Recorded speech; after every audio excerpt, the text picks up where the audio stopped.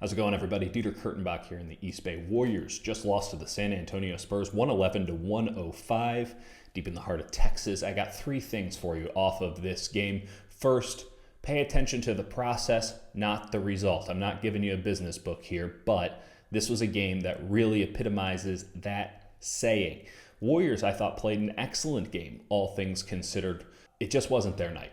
Particularly, it wasn't Steph Curry and Klay Thompson's night. Steph got it going a little bit later. Klay got into a little bit of a rhythm late in the game as well. But the guys combined to go 14 of 43 from the field. You're not going to win too many games when you put up 43 shots and only 14 of them go in from your two best shooters, or two or three best shooters. But it should be noted that the Warriors had exceptional ball movement in this game. They had a verve. And this wasn't like so many games this year where the Warriors just didn't care and that they didn't bring energy and that they didn't bring focus. They brought the energy. They brought the focus. They played engaged basketball for 48 minutes. They just couldn't knock down shots with their two best outside shooters, and that was ultimately the difference in the game. I also think they didn't play all that great of defense, but again, it was focused and engaged defense, which is a major upgrade from what we've seen from the Warriors, at least in weeks past. It's been really good as of late. Warriors with 27 assists on 41 made shots. Again, the ball movement, really good. And you just have to take nights like these in stride, because it's not always going to fall for you. But if the Warriors play the way that they played against San Antonio, who is red hot right now, that was their 9th straight win. They're playing at home. It's always a hard place to win. But if the Warriors play the way that they played on Monday night, in every game for the rest of the year, there are not going to be too many more losses. And that includes in the playoffs. This was a playoff game through and through. Slow, a lot of half-court sets. Warriors did not want to get out in transition as much. They are embracing half-court execution on both ends of the court. And I think that they're doing a pretty good job of it, all things considered. It didn't go their way on Monday night, but if, again, they continue to play like this, the energy, the focus, and the ball movement, they're going to win a lot of games. And you could see that they almost got back into this one. It was a third quarter letdown that ultimately decided the contest for San Antonio. Second thing, and this is a big one, Andrew Bogut shows up.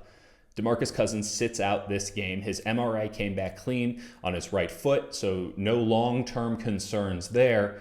But they needed a center for this game, so they bring Andrew Bogut, who was supposed to restart his Warriors career when the Warriors came back to the Bay later this week. Instead, he flies to San Antonio, hasn't really practiced with the team. Don't even think he got a shoot-around with the team.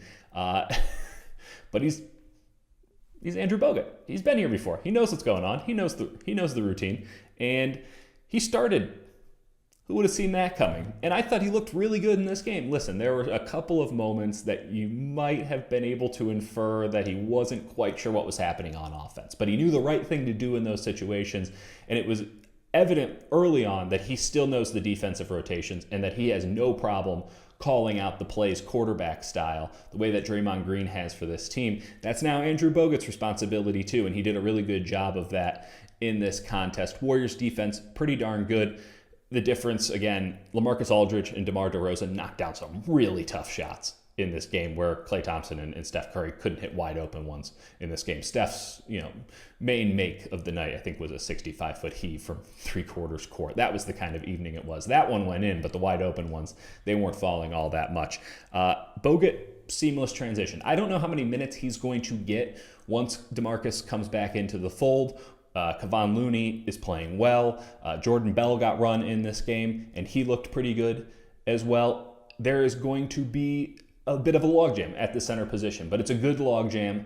And with Cousins and Bogut, the Warriors can feel really comfortable with the offensive contributions that both of them will give them in the half-court set. Both are exceptional passers. We didn't get to see the full Andrew Bogut experience. It was just a sneak preview tonight, but the passing is still there, and the ability to get himself to the right spot on the court is still there, and his size is still there. He looked spry. He looked good. A little bit lighter even.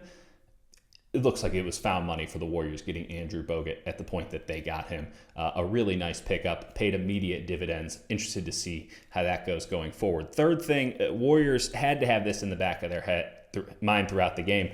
This is a wicked back-to-back for Golden State. They have San Antonio Monday night, and then they fly to Minneapolis to play the Timberwolves on Tuesday night, same time, starting time, 5 o'clock Pacific time. That's rough. It's obviously not a coast-to-coast, but it's a border-to-border back-to-back.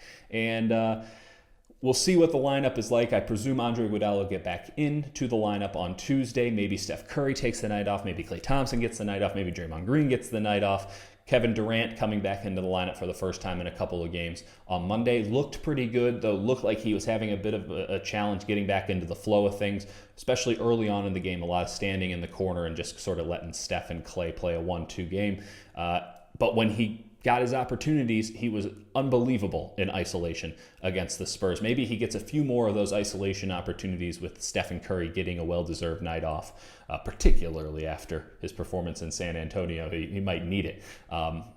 Steph Curry getting a night off, Kevin Durant gets more of a chance to run the offense, because it did seem, at least for moments, that Kevin Durant offense, Steph Curry offense seemed to be mutually exclusive options. Not a big thing, but something to keep an eye on here in the coming days and weeks. But ultimately, the Warriors not at full squad yet. We're yet to see Boogie and Bogut and how they handle those rotations. We're yet to get Andre Iguodala in that fold.